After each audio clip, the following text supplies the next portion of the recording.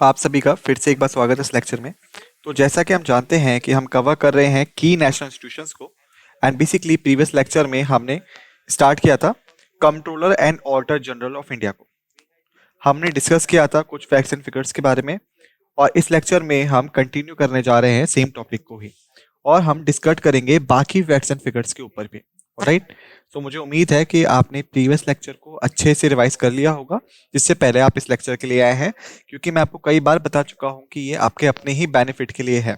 अगर आप ऐसा नहीं कर रहे हैं तो ये आपको ही नुकसान पहुंचाएगा। ऑलराइट, तो आइए शुरू करते हैं। तो आज हम बात करेंगे इंडिपेंडेंस एंड ऑटोनॉमी के बारे में, कैग की। और जो कैग है बेसिकली उसका मतलब होता है 10 सेकेंड्स आपके पास में, 1 2 3 4 5 6 7 8 9 10 टाइम्स अप। तो बेसिकली जो कैग है उसका मतलब है controller controller and auditor general. Right. अब मैंने यहाँ पे एक चीज की, मैंने बोला सही लिखा गलत है। राइट, क्योंकि ये होता है कंट्रोलर ना कि कंट्रोलर। तो आपको प्रोनाउंसिएशन भी सही करना है और आपको लिखना भी सही है। ऑलराइट। हालांकि इनका काम जो होता है वो कंट्रोल करने का होता है, लेकिन ये फाइनेंशियल फील्ड से बिलोंग करता है या फिर आपके अकाउंट फील्ड से बिलोंग करता है। इसी वजह से हम यहाँ पे कंट्रोलर की जगह कंट्रोलर का इस्तेमाल करते हैं। ऑलराइट। और यहाँ पे याद रखिएगा कंट्रोलर इस्तेमाल होगा ना कि कंट्रोलर। तो अगर हम बात करें इंडिपेंडेंस और ऑटोनॉमी की, कैग के, कैग फंक्शन करता है इंडिपेंडेंट और ऑटोनोमस बॉडी के तौर पे। क्यों? क्योंकि अगर आपको याद हो प्रीवियस लेक्चर में मैंने आपको बताया था जो कैग है वो आपका नहीं आता है किसी भी मिनिस्ट्री के। ऑलराइट। और जो इसका काम है वो है इंडिपेंडेंट काम करने का। राइट। इसी वजह से कि यहाँ पे कोई भी एक्सटर्नल कंट्रोल नहीं हो सकता कैग के ऊपर, यहाँ तक कि ये अपॉइंटेड किए जाते हैं प्रेसिडेंट के द्वारा।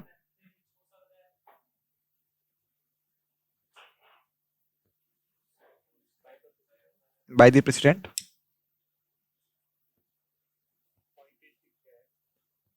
तो प्रेसिडेंट अपॉइंट करते हैं कैग को यहाँ पे।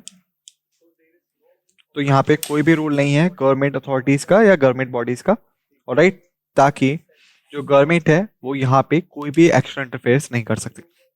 सेकंड हम बात करें रिमूवल की, तो वो भी पॉसिबल हो सकता है सिर्फ सेम मैनर में जिस मैनर में सुप्रीम कोर्ट के जजेस को निकाला जाता है। ऑलराइट। और ये इतना आसान भी नहीं है। क्यों?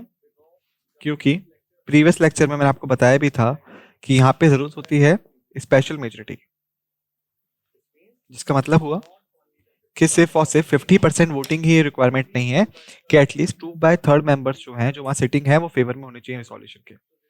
तो ये था ओवरव्यू प्रीवियस टॉपिक्स का जो हमने डिस्कस किए थे, और ये लिटिल बिट कह सकते हैं आप रिवीजन भी है और रिलेटेड भी है इंडिपेंडेंस एंड ऑटोनॉमी से कैग की। ऑलराइट। यहाँ तक कि आप कह सकते हैं कैग की जो सैलरी है, अलाउंसेस हैं या फिर सर्विस कंडीशंस हैं, वो डिटरमाइन कौन करता है? पार्लियामेंट डिटरमाइन करता है, और ये एग्जीक्यूटिव कंट्रोल के अंडर नहीं आती। यानी मतलब हुआ कि ना सिर्फ सिंगल पर्सन या फिर आप कह सकते हैं गवर्नमेंट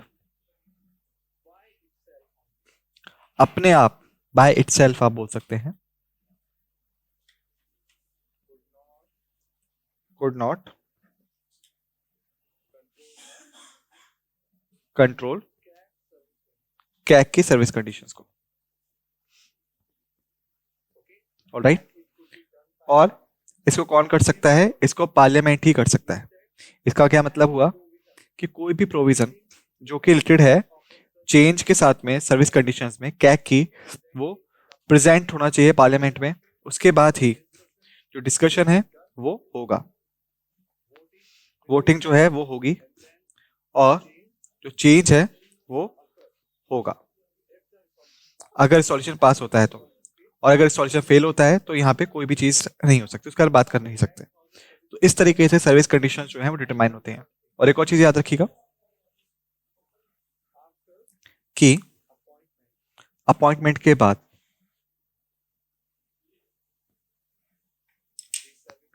जो सर्विस कंडीशंस हैं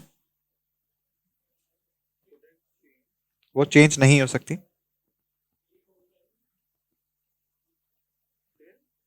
जब तक कि जो टेन्योर है वो एक्सपायर ना हो जाए। जैसे ही एक बार पर्सन अपॉइंट हो गया कैग के तौर पे प्रेसिडेंट ऑफ इंडिया के द्वारा, तो उसकी सर्विस कंडीशंस को चेंज नहीं किया जा सकता, ऑलराइट, जब तक कि उसका टेन्योर कंप्लीट ना हो जाए। और जो टेन्योर है वो होता है या तो 6 सालों के लिए, ऑलराइट, या फिर 65 साल की उम्र तक, ऑलराइट, जो भी पहले आ जाए।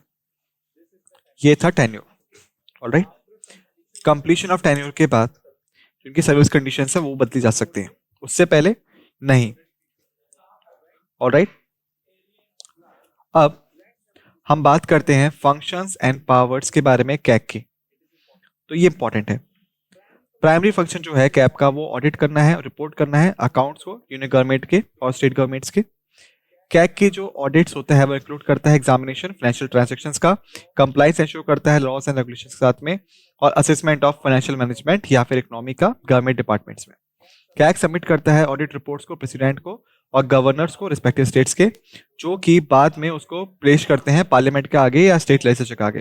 कैग ऑल्सो ऑडिट करता है अकाउंट्स को वेरियस ऑटोनमस बॉडीज के या कॉर्पोरेशंस के गवर्नमेंट फील्ड से। अब वापस आते हैं, ठीक है।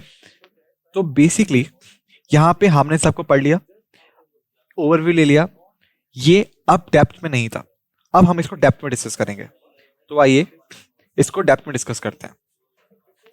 तो बेसिकली इससे पहले आपको समझना पड़ेगा गवर्नमेंट फंड्स। फर्स्ट होता है consolidated fund of India, alright. Second होता है आपका contingency contingency fund of India, alright. और थर्ड आता है आपका पब्लिक अकाउंट अंडरटेकिंग।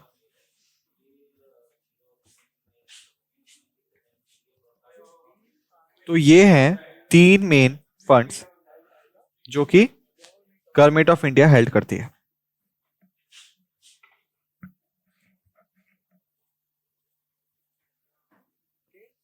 ओके। और इस तरह के जो सेम फंड्स हैं ये भी स्टेट गवर्नमेंट के पास होते हैं, ऑलराइट। लेकिन याद रखिएगा कि जब भी ये स्टेट गवर्नमेंट के ऊपर बात आती है तो बेसिकली ये रिप्रेजेंट नहीं करते हैं इंडिया को।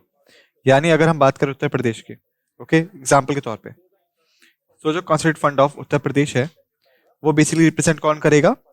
Consolidated fund of Uttar Pradesh को ही करेगा, ऑलराइट, ना कि पब्लिक अकाउंट अंडरटेकिंग्स को। तो क्योंकि जब हम बात करते हैं इंडियन लेवल की तो बेसिकली हम बात करते हैं नेशनल लेवल की, ऑलराइट। तो ये थे आपके कुछ फंड्स जो कि गवर्नमेंट ऑफ इंडिया हैंडल करती है। अब हम बात करते हैं कि सिग्निफिकेंस क्या है इन फंड्स का, तो आइए डिस्कस करते हैं इसके ऊपर। पहला है आपका कंसोलिडेटेड फंड ऑफ इंडिया।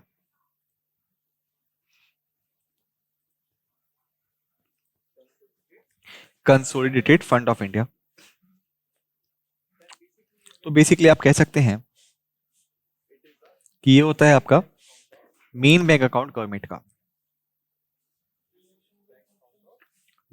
का मेन बैंक अकाउंट होता है, ऑलराइट। या फिर आप गवर्नमेंट ऑफ इंडिया भी बोल सकते हैं, क्योंकि जितने भी एक्सपेंडिचर्स हैं, खर्चे हैं, और जितना भी रेवेन्यू है या कमाई है,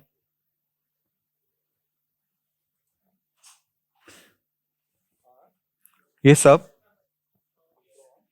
ड्रॉन होती है और वापस आती है टू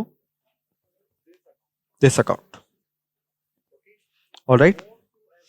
जो भी एक्सपेंसेस होंगे गवर्नमेंट करेगी, और जो भी इनकम फ्लो आएगा या गवर्नमेंट कमाएगी, वो सब इसी पर्टिकुलर फंड में आएगा, कंसोलिडेटेड फंड ऑफ इंडिया में। तो इसलिए इसको हम मेन बैंक अकाउंट के नाम से जाते हैं गवर्नमेंट ऑफ इंडिया के, राइट। सेकंड की अगर हम बात करें, वो है हमारा contingency fund of India. Contingency contingency fund of India. अब ये जो फंड है, ये बेसिकली मेंटेन करा जाता है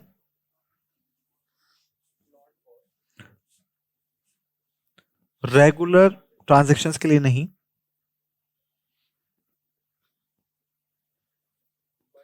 बल्कि अनदेखे या अनफोर्सीन भी आप कह सकते हैं इंसिडेंट्स के लिए किया जाता है इसको, ऑलराइट। तो इसी तरीके से इसको हम इमरजेंसी फंड के नाम पे भी जानते हैं। That's why it is also known as emergency fund, आपातकालीन फंड के नाम से भी आप जानते हैं इसे, alright.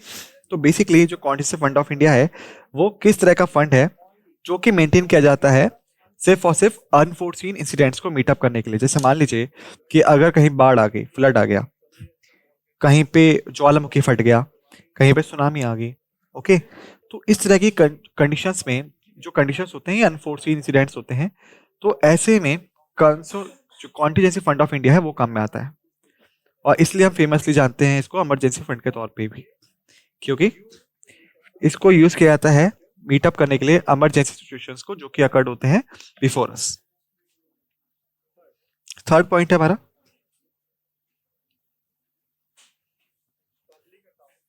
Public account undertakings, alright. अब हालांकि ये जो अकाउंट है, इसको गवर्नमेंट मेंटेन करती है,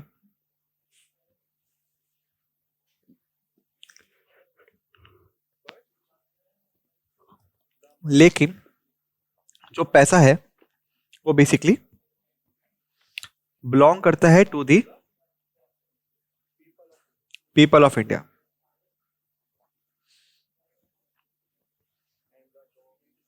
और जो गवर्नमेंट है वो लायबल होती है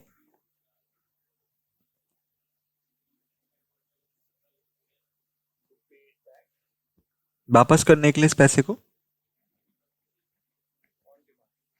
डिमांड पे, ऑलराइट।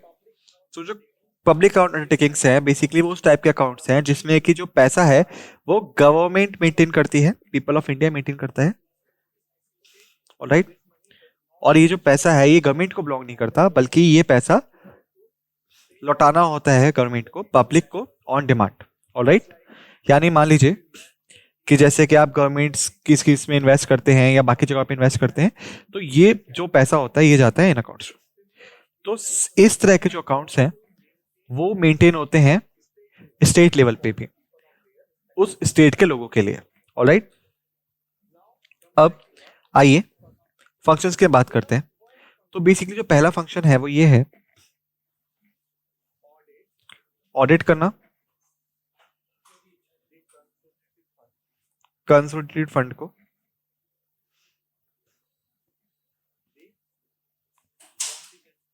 कॉन्टीजेंसी फंड को,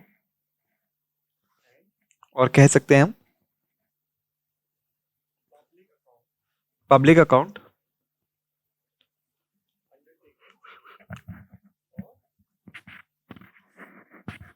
अंडरटेकिंग्स को मेंटेन करना सेंट्रल गवर्नमेंट की, ऑलराइट। सेकंड पॉइंट है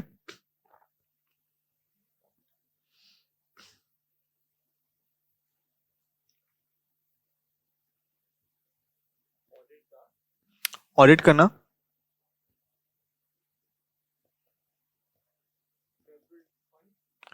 कंसोलिडेटेड फंड को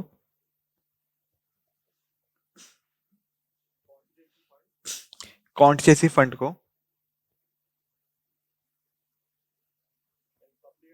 और पब्लिक अकाउंट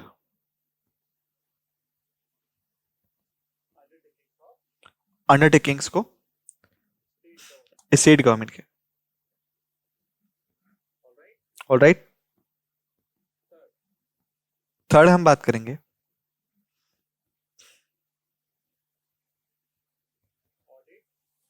ऑडिट करना, trading and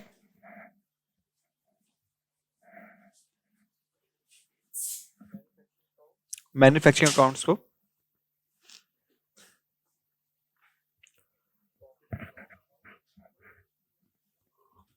profit and loss accounts को, और आप कह सकते हैं बाकी इंपॉर्टेंट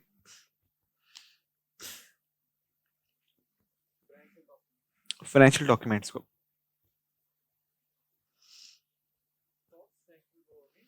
सेंट्रल गवर्नमेंट के लिए, सेंट्रल गवर्नमेंट के लिए या उसकी सब्सिडरीज के लिए। ऑलराइट, फोर्थ पॉइंट यहां पे है ऑडिट करना,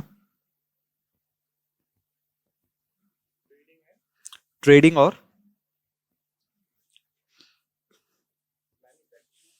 मैन्युफैक्चरिंग अकाउंट्स को प्रॉफिट और लॉस अकाउंट्स को, और आप कह सकते हैं बाकी इंपॉर्टेंट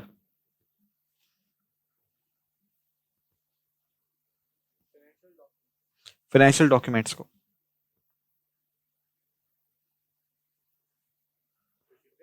जो कि रिलेटेड होंगे आपके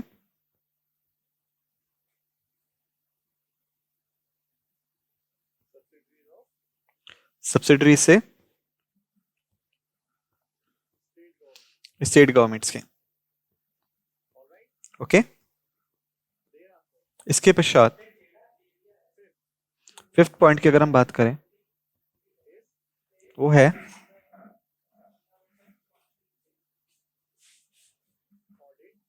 ऑडिट करना अकाउंट्स को जो कि आपके रिलेटेड होते हैं लॉस प्रिस्क्रिप्शन से। ऑलराइट, और इसमें यहां पे दो टाइप के अकाउंट्स होते हैं जो ऑडिट होते हैं। पहला टाइप होता है आपका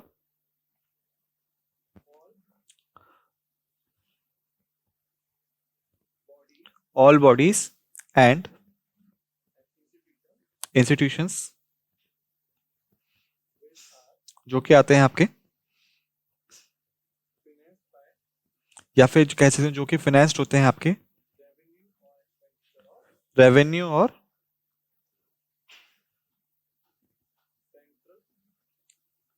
एक्सपेंडिचर से बाय सेंट्रल और स्टेट गवर्नमेंट।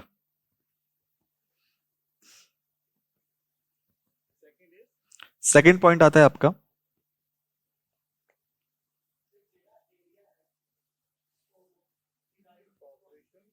कॉर्पोरेशंस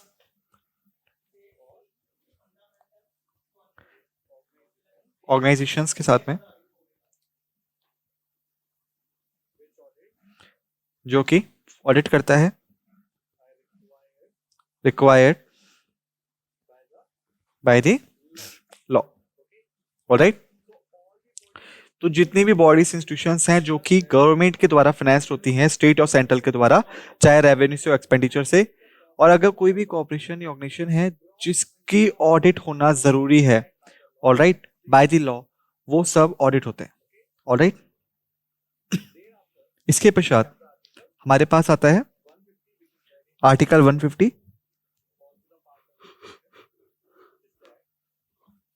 जो कि आपका पार्ट भी है फंक्शन का। वो ये है कि कैग दे सकते हैं advice to the president about the कि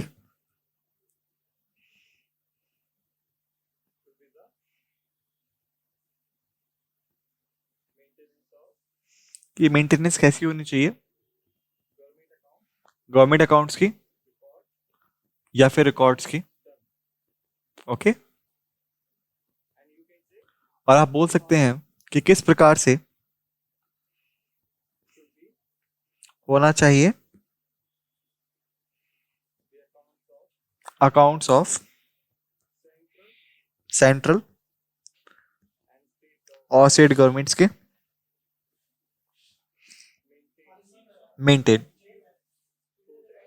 ताकि ये हेल्पफुल हो कैग के लिए, ताकि वो ऑडिट कर सके अकाउंट्स को। तो ये पावर होती है आर्टिकल 150 द्वारा ग्रांटेड इंडियन कॉन्स्टिट्यूशन के। ऑलराइट। इसके बाद हम बात करें, तो यदि हम बात करें रिपोर्ट सबमिशन की, तो कैग जो है वो सबमिट करते हैं अपनी रिपोर्ट्स को, किसको? कैग सबमिट करते हैं रिपोर्ट्स को टू दी प्रेसिडेंट। ऑलराइट। और बेसिकली प्रेसिडेंट सबमिट करते हैं 3 रिपोर्ट्स, सॉरी कैग सबमिट करते हैं 3 रिपोर्ट्स को प्रेसिडेंट को। फर्स्ट है आपकी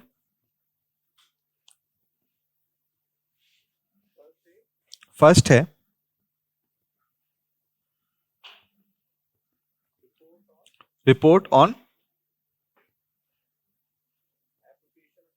एप्रोप्रिएशन अकाउंट्स। ऑलराइट। सेकेंड है आपकी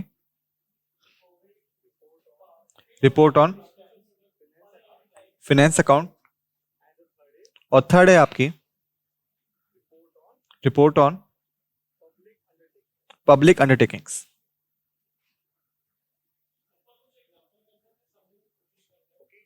ऑलराइट। और इसके पश्चात जो प्रेसिडेंट है आपके,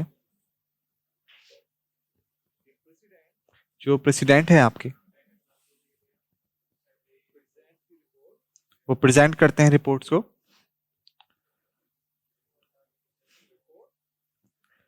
पार्लियामेंट के आगे। ऑलराइट। डिस्कशन के लिए। तो ये होता है सेंट्रल गवर्नमेंट के साथ में। और यदि ये बात हो स्टेट गवर्नमेंट की, तो जो रिपोर्ट है वो सबमिट होगी उस कंसर्न स्टेट के गवर्नर को। ऑलराइट। और फिर गवर्नर उस रिपोर्ट को देखेंगे और फिर उस रिपोर्ट के साथ प्रोसीड करेंगे। ऑलराइट।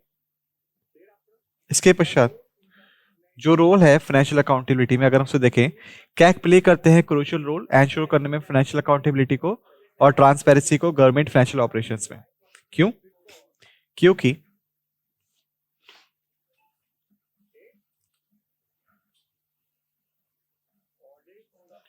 ये ऑडिट करते हैं अकाउंट्स को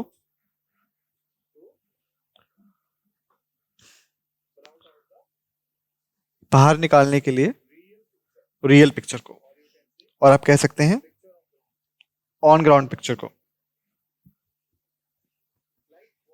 जैसे कि कोई भी गवर्नमेंट क्लेम कर रही है, हाइलाइट्स में जो ग्राउंड पिक्चर है वो फाइनेंशियल इरेगुलरिटीज को दिखाएगी, वेस्टफुल एक्सपेंडिचर को दिखाएगी और फाइनेंशियल मिसमैनेज को दिखाएगी।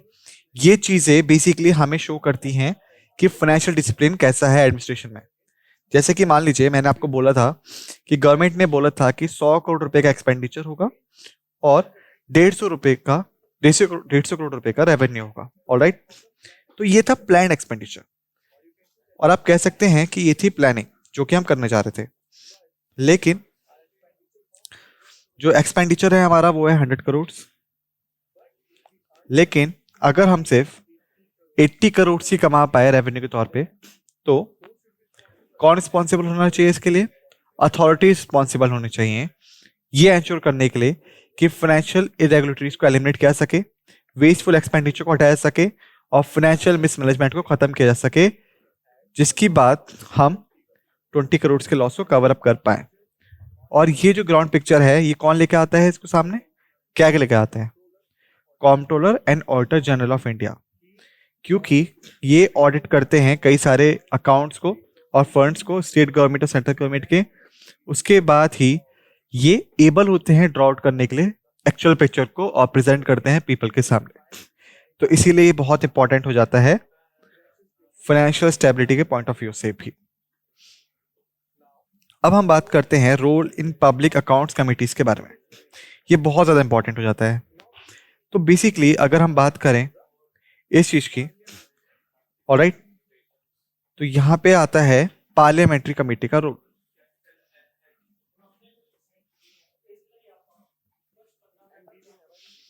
और हमारे पास पे लिटिल बिट डिस्कशन होगा इस लेक्चर में। तो बेसिकली क्या होता है, जो पार्लियामेंट्री कमेटी होती है, इससे क्या मतलब होता है, तो बेसिकली ये बिलोंग करता है आपका कमिटीज से जो कि फॉर्म्ड की गई हैं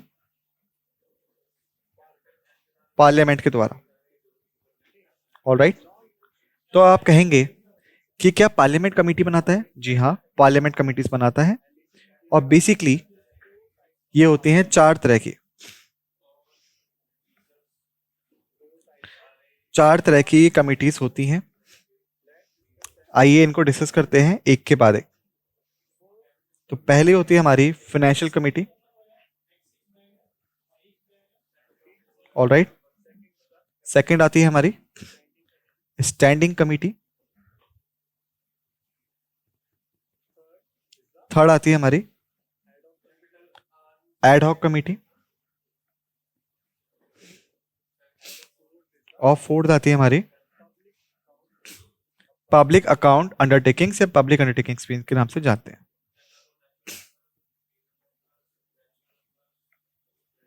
ऑलराइट, स्टूडेंट्स यहाँ पे एक मिस्टेक है बेसिकली, उसके लिए सॉरी है आप सभी से, कि होती है एडमिनिस्ट्रेटिव कमेटी। तो जो पब्लिक अकाउंट टेकिंग है बेसिकली वो फाइनेंशियल कमेटी का ही पार्ट है। तो ये होते हैं ब्रॉड टर्म्स। इन्हीं के अंडर कई सारी कमिटीज होती है जो पार्लियामेंट फॉर्म आउट करता है। लेकिन यहाँ पे हमारे पास है पब्लिक अकाउंट्स कमेटी, यानी कि हम फाइनेंशियल कमेटी के बारे में बात करने वाले हैं। तो याद रखिएगा, जो पब्लिक अकाउंट कमेटी है वो पार्ट होती है आपकी फाइनेंशियल कमेटी का। ऑलराइट, और बेसिकली इसकी रिक्वायरमेंट होती है कि वो रिपोर्ट्स को ऑडिट कर पाए कैग की, पार्लियामेंट में और स्टेट लेजिस्लेचर में। लेकिन आइए डिस्कस करते हैं इसको, इसकी फॉर्मेशन के बारे में। तो बेसिकली क्या होता है, ये जो कमेटी है आपकी, ये फर्स्ट कॉन्स्टिट्यूट हुई थी 1921 के साल में। ऑलराइट, ये फर्स्ट टाइम कॉन्स्टिट्यूट हुई थी, अपॉइंटेड हुई। ऑलराइट, इसके पश्चात आजकल ये बेसिकली अपॉइंटेड होती है अंडर रूल 308 में of rule of procedure and conduct of parliament houses.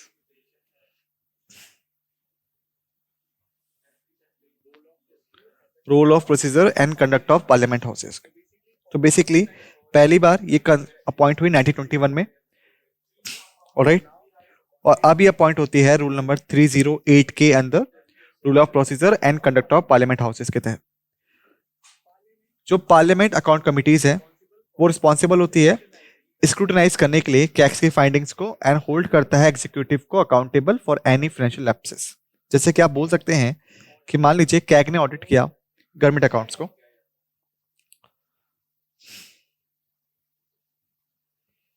Alright, लेकिन कि यहाँ पे कोई भी गारंटी है कि क्या जो ऑडिट था इसमें कोई मिस्टेक नहीं होगी, तो इसमें कुछ भी ऐसा नहीं है।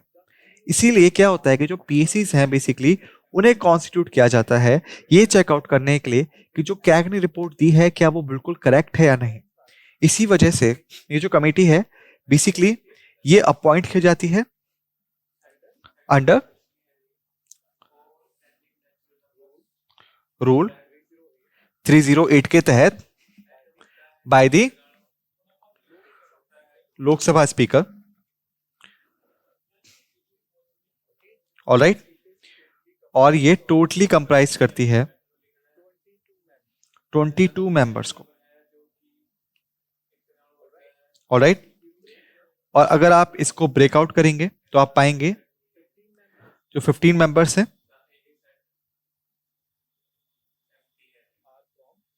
वो होते हैं आपके लोकसभा से। ऑलराइट, एंड 7 मेंबर्स होते हैं आपके फ्रॉम राज्यसभा। ऑलराइट, और तब ये फॉर्म करते हैं 22 मेंबर्स की कमेटी। और एक और चीज याद रखिएगा कि लगभग कोई भी मिनिस्टर वो मेंबर नहीं बन सकता कमेटी का।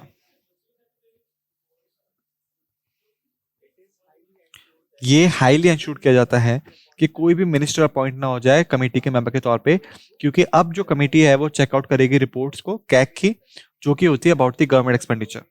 और अगर गवर्नमेंट के ही मिनिस्टर्स के पार्ट है तो डेफिनेटली यहाँ पे पार्शलिटी हो सकती है या फिर करप्शन हो सकता है। ऑलराइट, इसी वजह से ये ट्राई करते हैं कि कोई भी मिनिस्टर जो है वो अपॉइंट ना हो as a member of committee. अब हम बात करेंगे कमेटी के वर्क के बारे में। अगर हम बात करें कमेटी की वर्क के बारे में तो फर्स्ट है आपका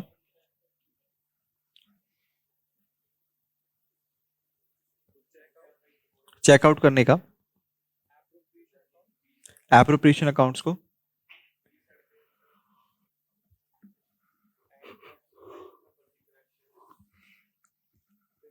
ऑफ फाइनेंशियल अकाउंट्स को गवर्नमेंट के। ऑलराइट, ये होता है आपका फर्स्ट टर्न।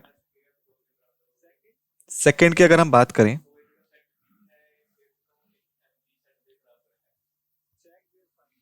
ये चेक करते हैं फाइंडिंग्स को और कंपेयर करते हैं उसे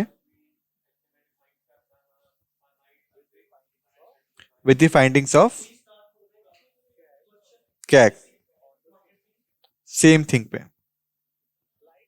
जैसे कि पहले जो है वो कैग चेक करते हैं एप्रोप्रिएशन अकाउंट्स को, फाइनेंशियल अकाउंट्स को, फिर कमिटी खुद से चेक करती है उन दोनों को सेपरेटली। ऑलराइट, एप्रोप्रिएशन को, फाइनेंशियल अकाउंट्स को, और फिर कंपेयर करती है फाइंडिंग्स को फाइंडिंग्स ऑफ कैग के साथ में कि क्या सब कुछ सही है या गलत है। राइट, थर्ड पॉइंट है आपका कि ये चेक करा जा सके वैलिडिटी को ऑफ एक्सपेंडिचर को, कि क्या एक्सपेंडिचर गवर्नमेंट अथॉरिटीज के द्वारा या ऑफिशियल्स के द्वारा किए गए हैं इन अकॉर्डेंस और नॉट। इसका मतलब हुआ कि क्या ये वैलिड एक्सपेंडिचर था या नहीं था। फोर्थ पॉइंट होता है आपका विड्रॉ करना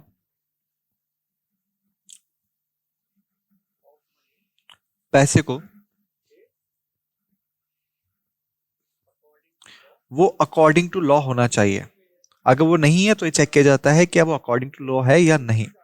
तो ये होते हैं कुछ वर्क्स जो कि कौन करता है, पीएसी करता है, पब्लिक अकाउंट कमिटीज करता है। एप्रोप्रिएशन अकाउंट और फाइनेंशियल अकाउंट को चेक करते हैं, गवर्नमेंट की फाइंडिंग्स को मैच करते हैं कैग की फाइंडिंग से, ये एंश्योर करने के लिए कि सब कुछ सही है या नहीं। उसके बाद एक्सपेंडिचर की वैलिडिटी को चेक करते हैं कि एक्सपेंडिचर जो था वैलिड था या नहीं। विड्रॉल ऑफ मनी जो है वो अकॉर्डिंग टू लॉ होनी चाहिए, अगर नहीं है तो फिर देखा जाता है कि क्यों नहीं है। ऑलराइट, और फिफ्थ पॉइंट आप यहां पे लिख सकते हैं वो ये है कि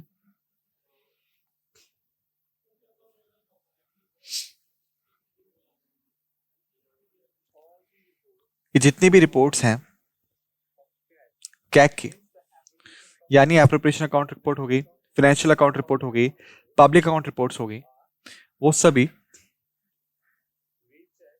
रीचेक्ड होती हैं बाय द पीएसी।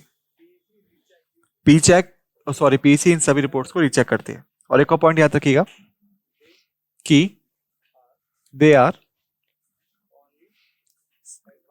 एडवाइजरी होते हैं नेचर में। ऑलराइट, ये एक्शंस नहीं ले सकते, they could not take actions, ये लोग डायरेक्टली एक्शंस नहीं ले सकते। जो भी रिकमेंडेशंस होंगे, सजेशंस होंगे, ये जो देंगे वो सिर्फ और सिर्फ एडवाइजरी नेचर के होंगे, पार्लियामेंट में डिस्कशन के लिए होंगे, लेकिन इसको इम्पोज या एनफोर्स नहीं किया सकता किसी भी इंस्टीट्यूशंस पे गवर्नमेंट के। ऑलराइट, तो ये था पीएससी के बारे में। आइए आगे चलते हैं, फिर हम बात करते हैं कॉम्प्रहेंसिव ऑडिट कवरेज की। कैग कंडक्ट करता है वेरियस टाइप ऑफ ऑडिट्स को, इंक्लूड करता है फाइनेंशियल ऑडिट्स को, परफॉर्मेंस ऑडिट्स को, कंप्लायंस ऑडिट्स को और स्पेशल ऑडिट्स को। फाइनेंशियल मतलब हो गया एक्सपेंडिचर रेवेन्यू पार्ट को, परफॉर्मेंस मतलब हो गया कि अगर ऊपर जा रहा है नीचे जा रहा है ग्राफ, कंप्लायंस मतलब कि जो भी रूल्स थे क्या उसके अकॉर्डिंग काम हुआ है या नहीं हुआ है। स्पेशल ऑडिट्स जो होते हैं बेसिकली वो प्रेसिडेंट या सुप्रीम कोर्ट, सॉरी प्रेसिडेंट और गवर्नर जो है वो ऑडिट करने के लिए बोलते हैं, ऑलराइट, चेकआउट करने के लिए। अब हम बात करेंगे कंपोजिशन ऑफ कैग की। जो कंट्रोलर होते हैं वो हेड होते हैं इंस्टीट्यूशन के और होल्ड करते हैं हाईएस्ट पोजीशन को ऑर्गेनाइजेशन में।